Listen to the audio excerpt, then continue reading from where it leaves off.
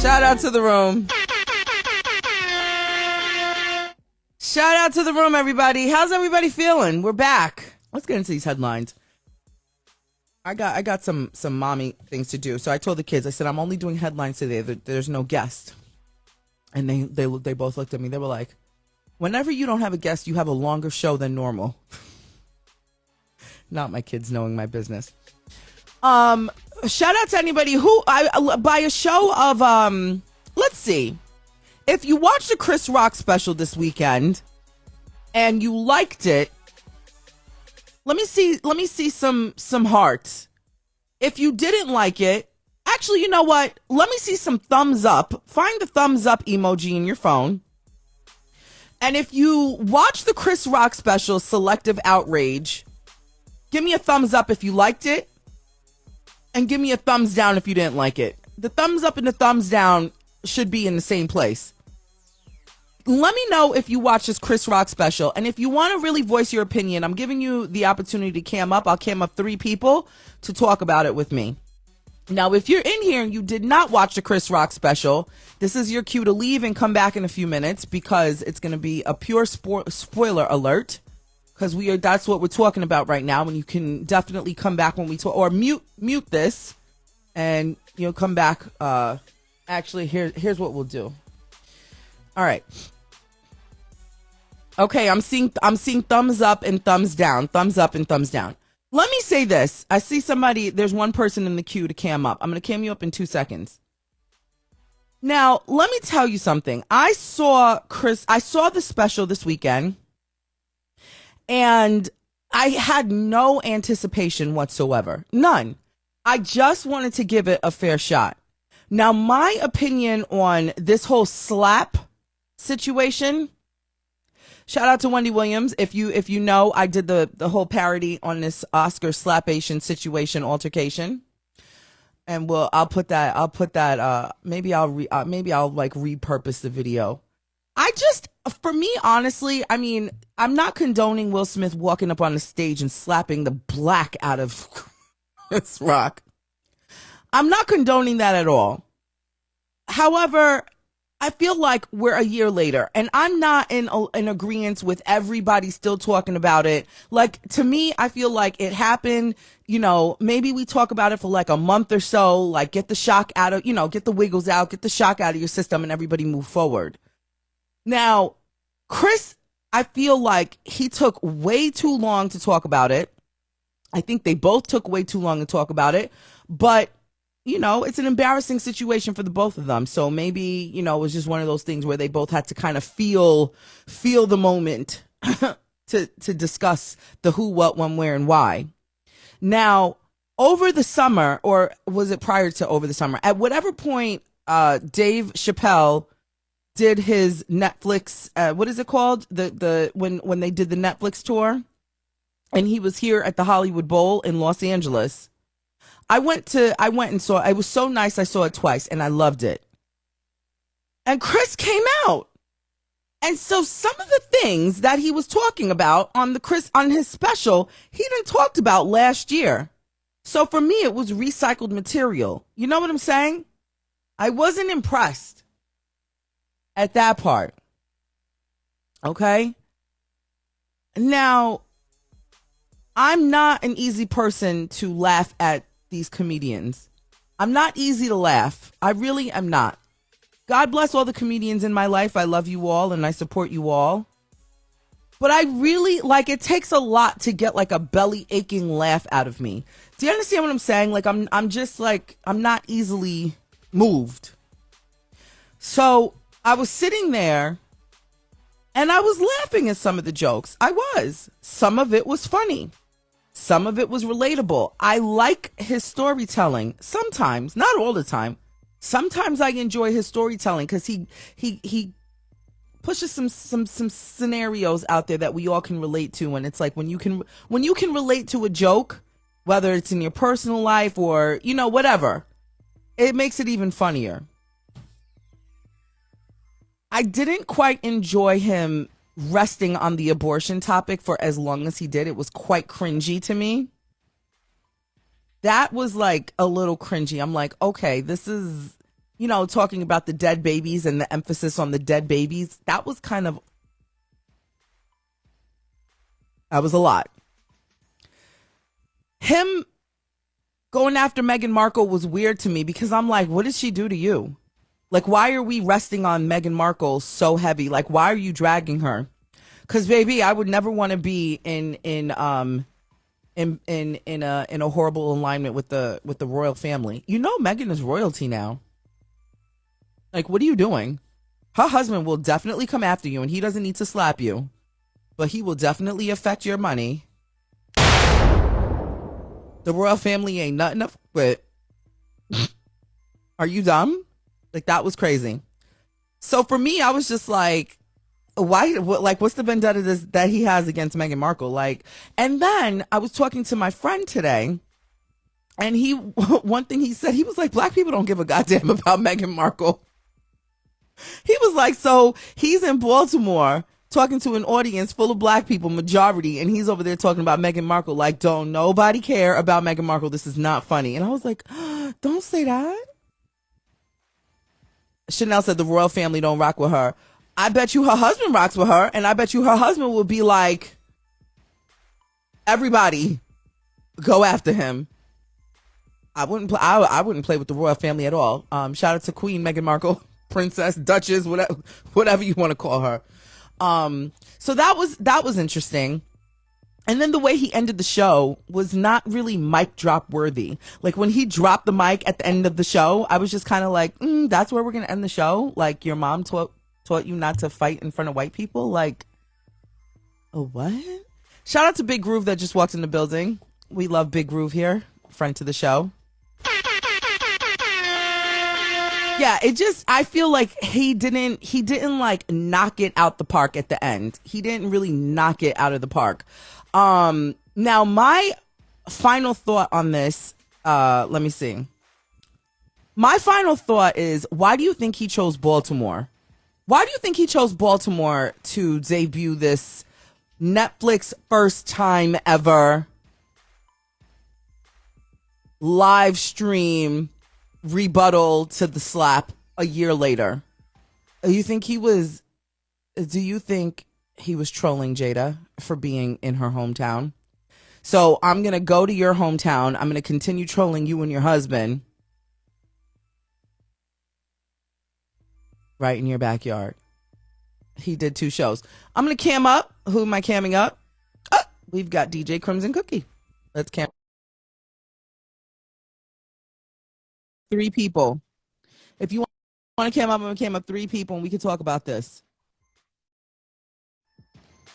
Hello. Hello, ceiling. Hey. Oh, hello. Hello. Okay, the pink curls, y'all, the pink curls. But it's working though. It's working with like the makeup. It's giving a thing.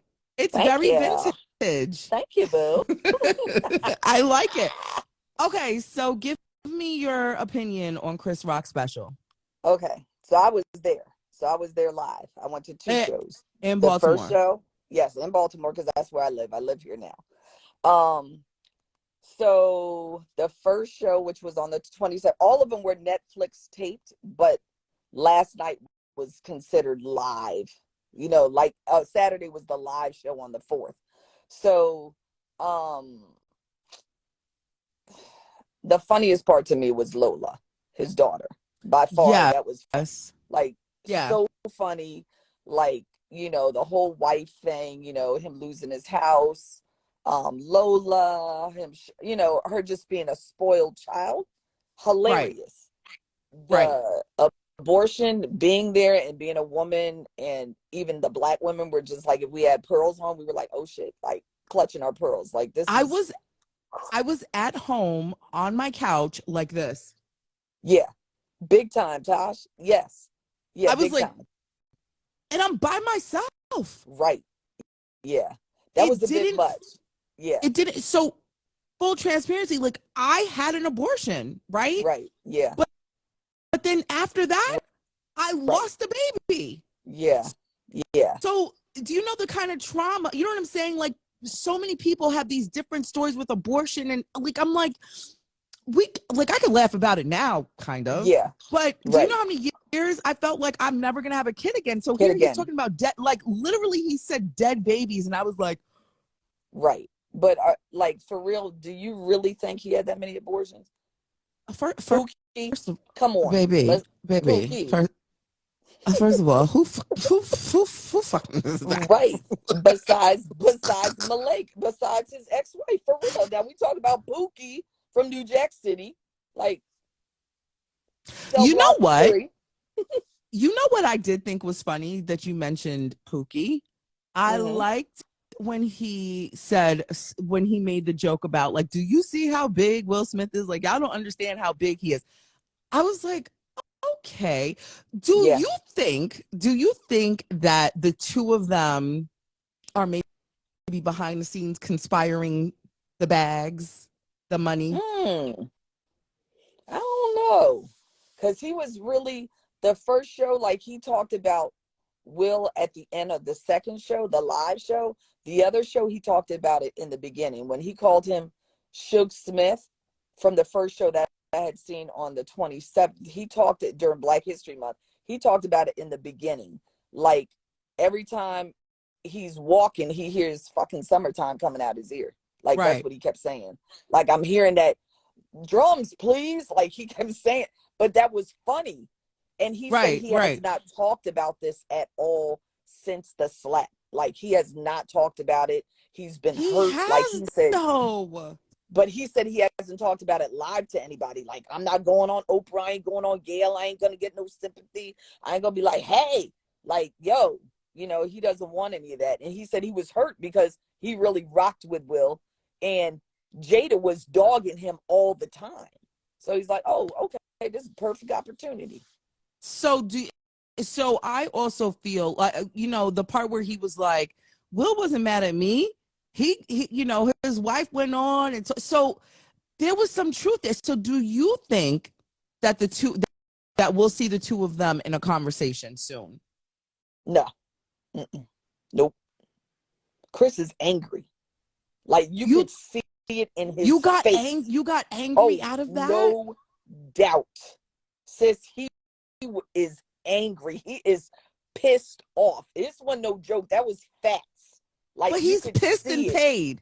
He's pissed and paid. He definitely got paid. The whole Hippodrome in Baltimore was sold out. That's like 2,900 seats. Sold out.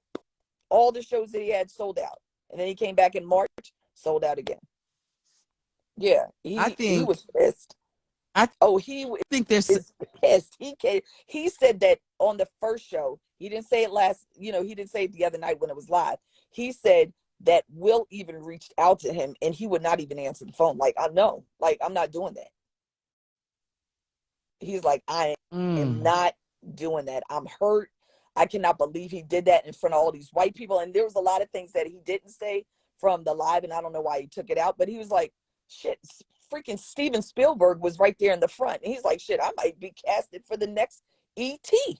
I might play E.T. up in this motherfucker. And he was like, so therefore, I'm not saying anything. I just sat there like, oh, snap, this dude really hit me. And he said, there's no coming back from that. He's like, I was hurt. And all of us were like, yeah, like, we get it. Like, that was foul. Any way you look at it, comedians make jokes all the time. And Jada's out there. We know that she's out there. People in Baltimore know she's out there because she's really that type of chick. And you had an entanglement with your son's buddy. Like, really? So who do you think is to blame? I mean, obviously we know Will physically hit him. Right. But when it comes to, you know, the emotions and just everything internal, who is to blame? Is it Chris for dragging Jada all these years? Is it Will for holding on to so much anger and not getting the help? Or is it Jada for just kind of somewhat instigating all of this? Lisa Seeley said Jada. Will. You think definitely it's Jada? One, Jada did not protect her black man. That's number one. She has been dogging him, like, even when it comes to the red table talk. Like, who does that? Like, yeah, I'm having sex with somebody. Let's talk about it. Yeah. Like, you put me on blast in front of the nation. But sis, if you conceptualize the idea on the pillow and you having pillow talk, Will had to agree to go sit at the table. So she could have said, hey, I have an idea. Let's have you on the show. And Will could have been like, nah, I'm good. So Will shows up, though. You know what I'm saying? He does. And probably really wasn't expecting everything that he expected for her to say. I don't know. But it's taped. Oh, you know, okay. Like there's it's just so many layers that I think, like, I feel like I don't know if somewhere in the planning process of the Red Table Talk, it was like, I think this would be great. We can help so many people who could be in these, you know, entanglements and situations, and, you know, let's help heal the world. Like, that's what it feels like when you sit on these lives and you commit to, you know, doing a show and you have a purpose, right? Although hers is taped, there's still that overall purpose of what are we doing here? The who, what, when, where, why. Mm-hmm. Right.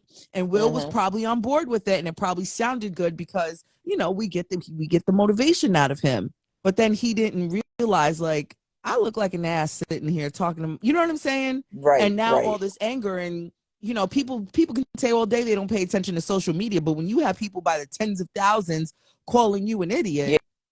Yeah. Right. And now you're sitting at the Oscars and there goes this man ragging on your wife, who probably 15 minutes before they got to the red carpet was crying because she has no hair in her head.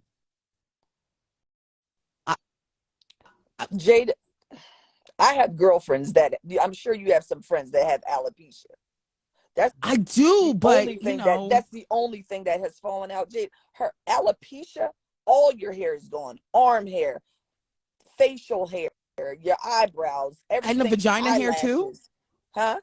Your vagina hair falls out too? Everything is gone. My girlfriend woke up one day, my homegirl, and all her locks were sitting right next to her. Gone. Out of nowhere.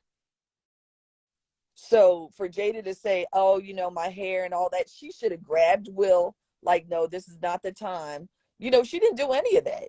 Like, she didn't do that. She could have stopped all that. And like he said, he played Suge Smith. He smacked Pookie. He would have had open heart surgery and he would be wearing a sweater. I mean, freaking Will trained to be Muhammad Ali. He said, I trained to be Pookie in New Jack City. And there's a big, when you see Chris in person, he's so small. He is little. Yeah, I've seen him in person a few times. Right. He's small, very like my little. Kids. Like, yeah. Like smaller, like my 11-year-old. No, right, like exactly. No kidding. Yeah, right. Yeah. I've never seen Will in person, but oh my God. Well, thank you, sis. Of course, boo. I mean, how was the energy? How was the energy in the auditorium? The first show was bonkers. That was off the chain. That's the one that should have been, because he said a lot more. Like a lot more. Like, yeah, he said a lot more. And I don't know why he didn't. Maybe they had to review it and they're like, no, you got to take some things out. I wonder, but you know, if they talked about, but because he was saying, you know, the N-word a lot, which he did say, but he said it with Emancipation, the movie. He's like, Massa, beat that ass. I said, Massa, you missed the plate. No, you know, he was saying it like that. Was it funny? Like, what was everybody laughing? Everybody it was funny. Was dying. Yeah, they were cracking up because he said, you know, at one time, I mean, he used to watch Will. He used to watch The Fresh Prince. He used to watch, you know, him and Jazzy Jeff and, you know, all the, you know, different videos and Bad Boys and blah, blah, blah. But when Emancipation came out, he was like, oh, this is great. I couldn't wait to that because I'm on Massa's side, you know. Right. So, so if Will ever sees this, and I know he's been healing and I know he's been doing all his spiritual journeys and going on trips and all that stuff. I mean, you're the person that knows way more being in Los Angeles, but I've been hearing him and Jada have like split. I don't know. I don't know. I mean, that's something you got to find out, Tosh. They do live right down the street. I'll be right back. Anybody want something in the store? But you know, I think he sat and watched it. I ain't even gonna hold you. I think he sat and watched it because how could you not? He sat and watched it like all of us. Yeah. I mean, for him to say that his mom and dad didn't condone, hitting a black man, especially in front of white people. That's one. But calling him the B word throughout that was it was overboard to me. Like he said, right, women, everybody was saying, right, yeah, everybody said use a bitch. Freaking Charlemagne said use a bitch. People from the Breakfast Club said bitch. He kept going on and on. I was like, okay, right, like stop. And there was way more white people on this last show than the one before. Okay, I know I said I was gonna let you go, but let me ask you this one last question. Mm-hmm. What are your thoughts on him saying my mom taught me not to hit however he worded it, not to fight my brother or a black person in front of white people? That's cringy in itself. Do you feel like it's like power? It's like, oh, we can't fight in front of the white people. Like I don't know. I didn't like that. I think he said it more as far as like a respect thing. More of a respect thing, because you and I could be girlfriends all day, but I would never say, that's my bitch right there, where a lot of younger people say, oh, that's my bitch, instead of, Tasha's my homegirl. Right. That's my girl, So I think it was more of a respecting of him just saying, as a black man, I would never do that in front of, white people. There's certain things we don't say. There's certain things that we don't do just because I guess it's embedded in us as a people and as a race that we don't do those things. So it's like a my brother's keeper kind of thing. So I could talk about him. I'm gonna call him a nigga. I'm gonna call him the N-word.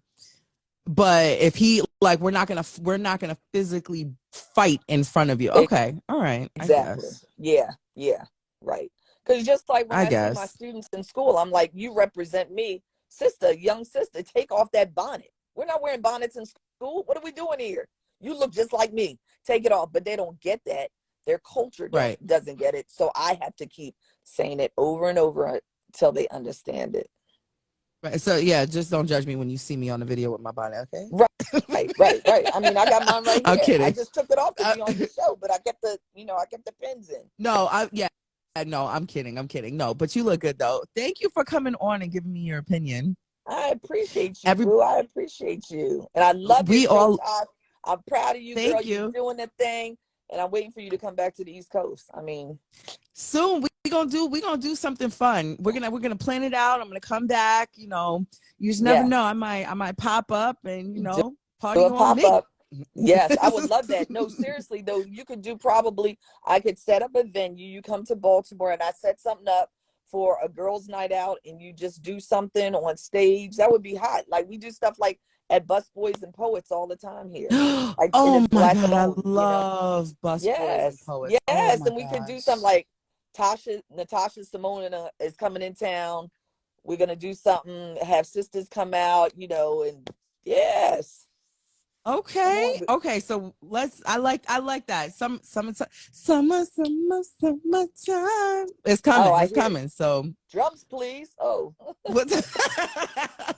Thank you, DJ Crimson Cookie. Thank you. I am Natasha Simona. Thank you, Boo. Have a good night. You too, sweetie. Bye. Bye. Shout out to DJ Crimson Cookie in the building. Definitely feel free to cam up. I'm going to cam up 2 more people to talk about this Chris Rock special, Selective Outrage. Funny that he chose that title. Do you think that this was selective outrage? Totally, right? Totally. Why do you think it took him a year to talk about this? And ironically, 1 week before the Oscars, this is when he chooses to do it. I forgot that the Oscars is coming on Sunday. This coming Sunday. Why did they, whomever, the whole committee, why did they choose to do this 1 week before the Oscars? So now we've literally dragged this out 1 whole year. This is the longest, loudest slap ever. And a year later, we're still talking. People have made money off of this. Who's hosting? I don't know. Is Trevor Noah hosting? I feel like he needs to host everything. He's so amazing. Anyway, you all are saying move on from this selective outrage. One last thing I do want to say, which was funny to me, and this made me laugh. I feel like he was shouting through some of his jokes, almost like when you go to church and the pastor starts getting like real animated too early. It's like, listen, Pastor Johnson, it's too early. We not there with you yet. We not feeling the word yet. You sweating and jumping way too much too early in the sermon. You know what I'm saying? Like his this,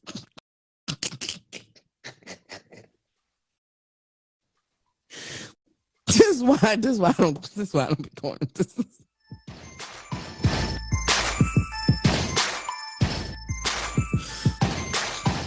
This is why I be sitting in the back or upstairs, because I be like, you too early. The church ain't filled up yet. You doing it too much. Being loud equals funny to him. Anyway, we gonna move forward. Natasha, get it together. We're gonna move forward. So, this guy, Nick Cannon, you can't really see the full thing. He's like a brother in my head. Nick Cannon is literally like, I love him like a blood brother. But when I tell you I don't understand how his penis is not exhausted, he's got the most sperm in the world at this point. So a couple of hours ago, earlier in the day, he posted in his Instagram stories and he says, expect some big news tomorrow. He puts the side eyes and he puts a baby bottle. Let's do a bet. I just want to see how many of you think that this is another baby news, or is he trolling us? Let me see a thumbs up if you think this is another baby announcement.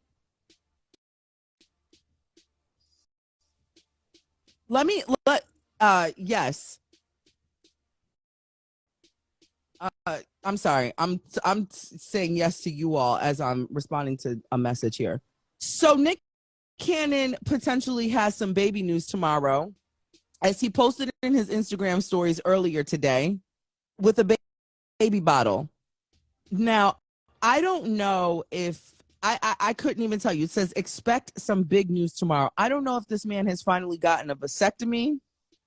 I don't know if somebody else is pregnant. I don't know if somebody else had a baby already. Oh, what if he admits and says that he's the father of Debrat and her wife's baby? That would be cute. Not like they're expecting much out of him other than his sperm. Someone says my grandmother pushed out 18 kids. My grandmother pushed out 14 or 15 of them. I'm just saying, Nick, you know what? I feel like it's just a different time.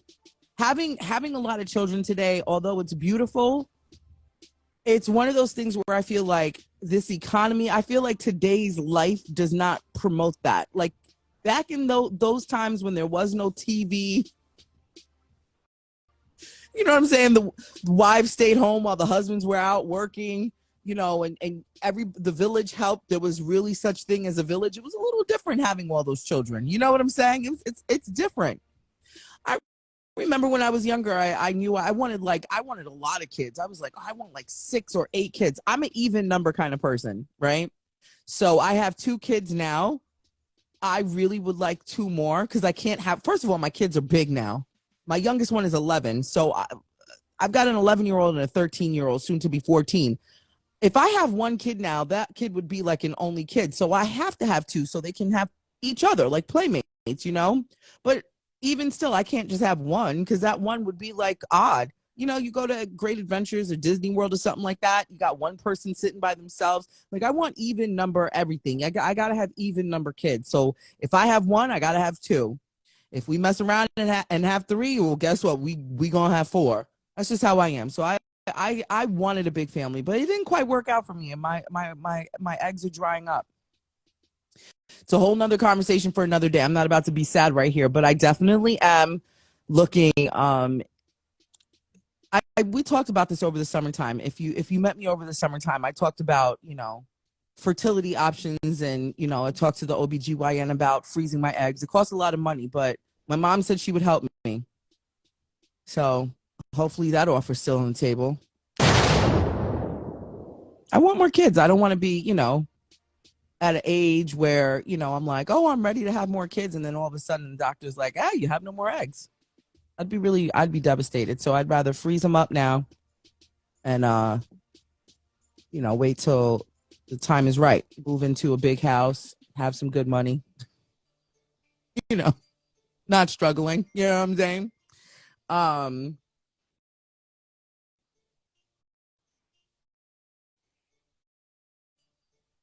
And so I can't even read the but I'm putting eggs and uteruses on eBay.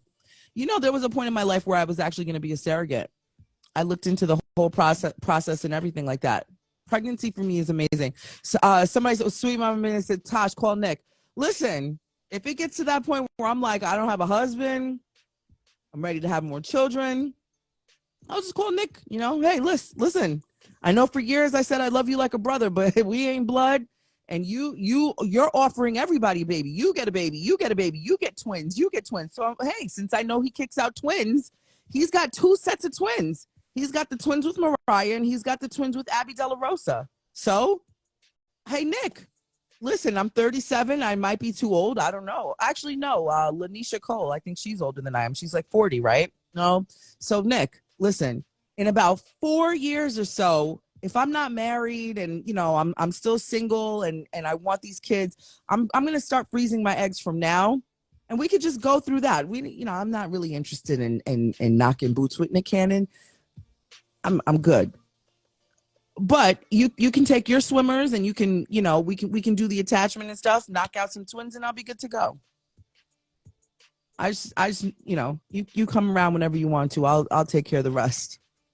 So I'll keep you posted on this Nick Cannon story. My last story that I want to talk about. Hold on, let me do my little. I love my little transition. Last topic I want to talk to you about. Have you all? So I don't know if you follow this girl Angela Yee from The Breakfast Club. I don't really follow her like that, but obviously, her being on The Breakfast Club, I was a fan of The Breakfast Club. I still am. I love Charlamagne and DJ Envy. It took me a minute to get used to Angela Yee, and now she has left The Breakfast Club and she's over on her own show over there, Hot 97. And I believe her show is syndicated, whatever. I don't know. But she also has this show called, what is her show called? All she does is talk about sex and very provocative and derogatory things on her show. Everybody has an audience, so she's got an audience for it. And shout out to her for that. But now she's going on like this press tour, and she was recently on Tamron Hall talking about, all of the things that she was going through on The Breakfast Club and being the only woman in the room and all these things. It's very cringy to me when people like leave a job and then they go on like this smear campaign talking about the hell that they went through at said job. Like, my whole thing is this. I have never in my little life. Wait, did I say she went to Hot 97? Maybe I said that I misspoke that. She's not at Hot 97. She's at Power 105. I thought I said Power 105. If I didn't, that's where she's at, Power 105. She does the midday on Power 105. But I've never stayed in a job that I was like so uncomfortable in that I felt like in the back of my head when I leave here, I'm going to like do a tell-all. So I really don't understand that psychology where I'm going to wait until it's done to talk about it. Now, I'll tell you something. If you do me wrong on my way out, I'm going to tell all the business. Hello?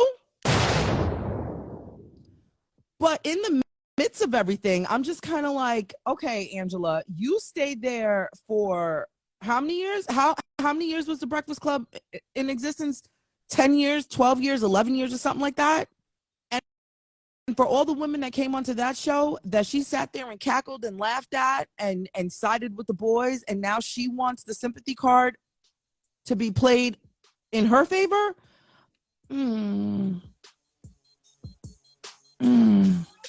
It's giving bitter. It's giving attention. It's giving, did you really leave on your own recognizance, or did you get pushed out?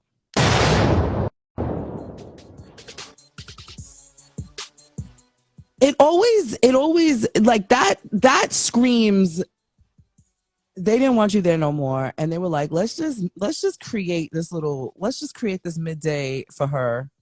Let's just remove her from the Breakfast Club because the chemistry ain't working. Let's just move her from the Breakfast Club, put her over here in the midday, and because you see how long it took for that to happen. Remember, they made the announcement, and like 100 months later, she was still there, and it's like, wait, when is she leaving? Not only that, I'm not hearing too many good things about this midday show. I'm just saying, radio, like, there's certain things, like, you can't take your content that you do your lip service on and then go put it on the radio. That's a different audience. They don't really want to hear you talking about, slobbing the knob at 10 o'clock, 11 o'clock in the morning. Like, people are at work at their office jobs where they got the radio down low. You know what I'm saying? Like, there's ways in which you can have like good content. You can keep it spicy and fun, but the midday show ain't for you to be talking about after dark stuff. That's what you do on your podcast. That's why you have a podcast called Lip Service. Do you know what I'm saying? Keep that on your podcast. So now you've got your audience over here. You keep everybody happy and friendly during their day. Get them through their jobs. Like, people are standing there at the, toll booth and stuff like that. They're at their office job trying to get through the rest of the day. And you over there talking about, DSLs. And I'm not talking about the carrier. Hello? I'm just saying. So I don't know. I listened to her show a couple of times. I wish everybody well. I want everybody to win, but there's a fan for everybody. I'm not quite a fan of her going on her smear campaign talking about her experience on the Breakfast Club, because all I want to hear is, for the last 12, 13 years, however long the Breakfast Club was going on, things were great, things, whatever. Don't come out with this Me Too bullshit now. Natasha, be nice. But I'm serious. Don't come out and complain to us now, because you had many 365 days to leave. You had many 365 days to go to HR and blow the whistle over there. Don't come blowing the whistle to us now so that we could turn our back on DJ Envy and Charlamagne, because we're not doing that. Because you stayed there all this time and you kiki-keyed and ha-ha-ha'd. Am I wrong? Do you know what I'm saying? Like, if I'm going to sit and kiki and ha-ha-ha with my co-hosts, I'm not going to then leave and talk shit about them when I leave. Because it's giving ratings help. It's giving, I need to snatch the audience from where I left so that they could come look at me. It's giving, like I said, attention. Hey, Tosh, protect our sisters. It's Women's History Month. Okay, I'm all for protecting the sisters, but my whole thing is, where was her conversation about this before? I can't, I'm not trying to be mean, but it's giving confusion, because now I feel like she's going on the smear campaign so we could not watch them. And that's not right. That's not right. I don't like that. Like, if you're going to leave quietly and go on your show and do your thing, and don't talk about them. Say nothing. Because she never cried for help before. She didn't go on a smear campaign while she was there. I mean, I guess it would be kind of hard because you're getting the bag and you can't go and talk about your coworkers while you're sitting there, but then leave. You know what I'm saying? Leave. Just leave. Anyway, maybe she couldn't talk. But you could always leave. Mrs. Preston, come on. You can always leave. I agree with you. She probably couldn't talk and she probably felt uncomfortable to talk, which I understand. But baby, you could leave. Because she's getting a bag from her lip service show. She's got sponsors and stuff over there, and she has endorsements and things like that. She could have left. She could have been like, you know what, I'm out of here. She didn't have to drag us through all of this. She was trying to secure the next bag. Well, secure the next bag while that's why she has a podcast. That's what I'm saying. You have a podcast. You're making money on your podcast. You're making money everywhere else. And she has like a juice shop in Brooklyn or something like that. I mean, she was already making her own money somewhere else. She could have left. She may have been contractually obligated. Baby, no. I hear you, but no. So DJ Envy talked about it. DJ Envy talked about it this morning. Portia Williams was the guest host with Charlemagne and DJ Envy, and he said that he didn't like the way it came out because Portia was in there, and she's like, I see women all around me. Do you know what I'm saying? How can Angela sit there and say I'm the only woman in the room when there's like women producers behind the scenes and writers and things like that behind the scenes? Because then it's also giving like, it's like obnoxious. Like, what about all these other women here? Like, are you holier and mightier than the rest of the women in the room? Do you know what I'm saying? So DJ Envy was like, well, you know, she definitely misspoke. Oh, Angela. And now here we are talking about it. And there's everybody else talking about it. And all the blogs are talking about it. That's what I'm saying. It's giving ratings. It's giving ratings help.